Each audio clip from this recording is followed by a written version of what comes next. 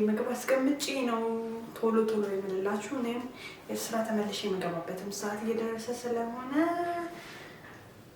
ራሴን ማሻሻልና መጎበዝ መጠንከር ስላለብኝ የግዴታ እያበላው አጠናለሁ ማለት ነው። ዛሬ ደግሞ የምንመለከተው የሚሆነው የወቅቶችን የሚፈራረቁበትን እና ያላችሁን እይታ ነው የምንነጋገረው ብዬ ያሰብኩት። ዛሬ ቮካብላሪ ነው የምናጠናው። የመጀመሪያችን የሚሆነው ከዛፍ ነው። ዛፍ ህይወት ነው፣ መጠለያችንም አይደለ? አየራችንም ቅዝቅዝ ያደርግልናል አይደለ? ስለዚህ ዛፍ ናሙ። ወንዝ የድሮ አለቃዬ ስም ካንግ ነበረ። ስለዚህ ወንዝ። ከካንግ በፊት ደግሞ ባንክ የሚባል እቃ ነበር። በነገራችን ላይ ባንክ ማለት ደግሞ ክፍል ብለን ማስታወስ እንችላለን። ከዛ ቀጥሎ ደግሞ ተራራ። እኔ ያለሁበት አካባቢ በተራራ የተከበበ ነው። ሳን ነው ትርጓሜው እና ሳን የሚለውን ለማስታወስ እንዲመስል ደግሞ ባሌሮቤ አካባቢ ሳነቴ የሚባል ተራራ አለ። በጣም ቀዝቃዛ ተራራ ነው። ሌላው ኮከብ፣ ሰማይ ላይ የሚታየው ኮከብ ቢያው።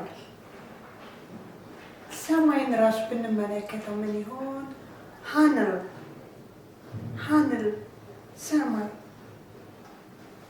ሐይቅ ወይም ደግሞ ውቅያኖስ። ከዚህ በፊት ምን ተባብለናል? ባዳ። የዘመድ ተቃራኒ ማን ነው? ባዳ። ስለዚህ ሐይቅ ወይም ውቅያኖስም ባዳ በሚል ማስታወስ እንችላለን። ጫካ ወይም ደን፣ ሱባ መናገሻን ካስታወሳችሁት በጣም ጫካ ይበዛበታል አይደል? ስለዚህ ሱፕ በሚለው በሱ በሱባ ማስታወስ እንችላለን። ሱፕ። ሌላ ተረኛ የሆነው ቴያንግ፣ ፀሐይ። ቴያንግ ፀሐይ።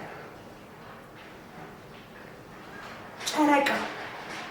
ያው እንግዲህ ፀሐይ ተቃራኒ ጨረቃ አይደለች? ዳል።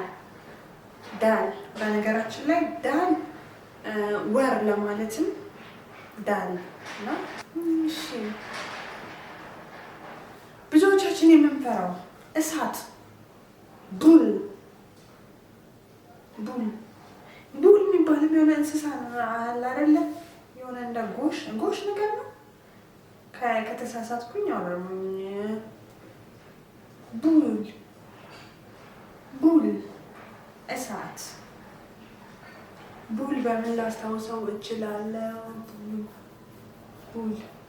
ፑል በሚጫወቱበት ፑል በሚለው ቡል ማስታወስ እንችላለን። ከዛ ውጭ ቡል የሆነ ቡሊንግ ምናምን መጥፎ አይደለ? ሰዎችን መጉዳት ምናምን። ስለዚህ ቡል በሱ አስታውሰዋለሁ። ቆት አበባ።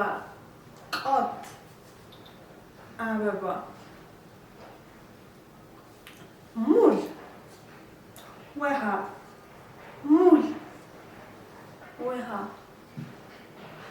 ሙጂጌ ቀስተ ደመና። እኛ የምንኖረው ምን ላይ ነው? መሬት ላይ ነው። ጂቡ። ቅድም ሰማይ ምን ብለናል? ሀመል። መሬት ጂቡ